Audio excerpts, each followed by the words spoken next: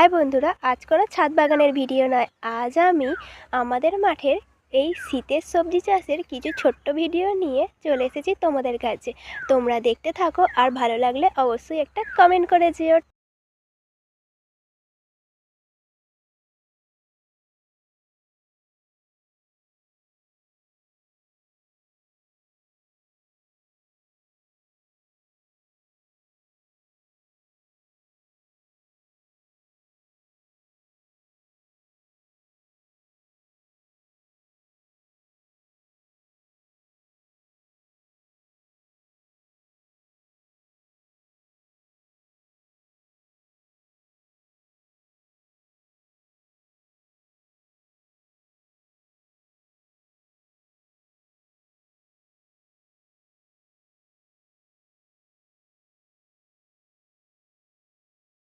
Tata.